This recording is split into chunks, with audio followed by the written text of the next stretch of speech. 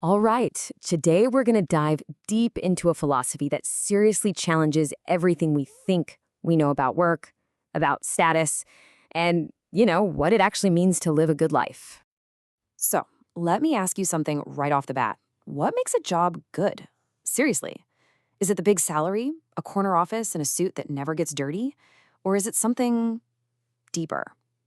I want you to keep that question in your head as we go, because we're about to explore a perspective that might just flip your answer on its head. So, first up, we're tackling something the source calls the cult of doing nothing.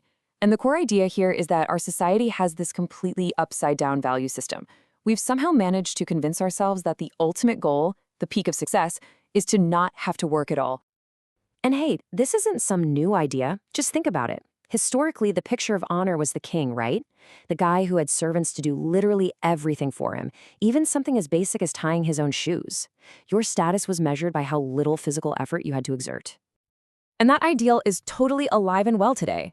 The modern goal for so many of us is that clean desk job, where, as the source puts it so perfectly, your clothes don't get creased. The symbol of success has changed from a throne to a swivel chair, but the basic principle, avoiding physical work at all costs, is exactly the same. And this whole idea of idleness being a status symbol, it absolutely spills over into the home. A so-called fortunate woman is often pictured as someone who doesn't have to lift a finger. She has people to cook, to clean, even to help raise her kids.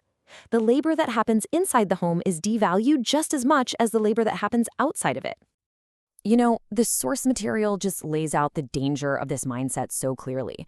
It's this powerful warning that says, hey, when we start honoring the lazy and looking down on the very people whose work keeps our world running, we are heading down a very dark path. So what's the big deal? What's the actual price we pay for looking down on labor like this? Well, that's what we're getting into next. See, this isn't just some philosophical debate. It has real-world consequences, which you can kind of see broken down here.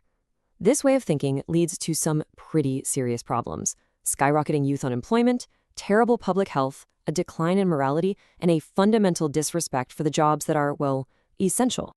And this brings us to a really specific and honestly kind of tragic situation. Young people, right? They go out and get an education, but they're taught that manual labor is beneath them. So what happens? They leave perfectly productive lives in their villages, they flood into the cities to fight over a tiny number of clerk jobs, and most of them end up unemployed and completely frustrated. And in that context, education, which should be this amazing gift, it becomes what the source calls a new calamity for society. It's a problem that we still see today, right? The whole debate about the value of a college degree versus skilled trades. Okay, but it's not all bad news. There is a way out of this. And that brings us to the real turning point here: a whole new philosophy of work. One that sees labor not as a curse, but as a source of well-being and a way for us to cooperate with each other. In the core of this new way of thinking is what's called the welfare principle of labor. It basically reframes the whole idea of work. It's not a ladder you climb with the best jobs at the top. It's more like a web where every single strand, every type of work is absolutely essential to hold the whole thing together. At its very heart is a simple but really powerful moral idea. To consume without contributing, to eat without working, is shameful. It's seen as something that harms not just your community, but you yourself. And this philosophy says the ideal life isn't just about one thing. It's about balancing four equally important pillars. You've got muscle work, farming and building to feed and shelter us. You've got craft work, like weaving, to clothe us. Then there's mind work, science and art, to help us advance. And finally, social work, service and cooperation, to connect us. A healthy person and a healthy society needs a little bit of all four. All right, now we get to what might be the most shocking piece of evidence for this whole philosophy. It's called the paradox of health, this totally counterintuitive idea about who is truly healthy in our world. Just look at this comparison. It's pretty stark, right? On one side, you have the wealthy person. They're eating rich foods, avoiding all physical work, and they are constantly sick. On the other side, the laborer. Simple food, hard work every day, and just robust, solid health.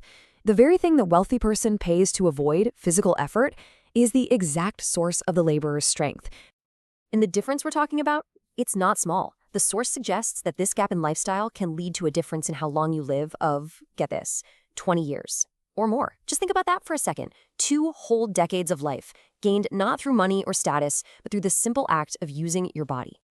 To really get the spirit of this, the source shares this absolutely beautiful story, a parable really. This next section, The Sacred Sweat, shows the creative, almost divine power of good, honest work. So the story begins really simply. There's a wise old sage and his students, and they head out into the forest to gather firewood before the rainy season. A totally practical, necessary job.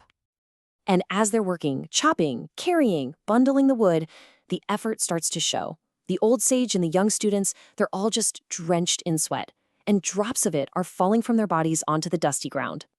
And this is where the magic happens. Wherever a single drop of their hard-earned sweat touched the earth, a beautiful, fragrant, eternal flower bloomed right there in the dust. Their work didn't just get a job done. It literally created beauty out of nothing. So, what does this all mean? How do we take that beautiful story and apply it to our lives today? That's what we're wrapping up with here, redefining our idea of labor. Because that story, it isn't just a fairy tale, right? It's a metaphor for reality. The farmer's sweat literally becomes the food on our tables. The weaver's sweat becomes the clothes on our backs.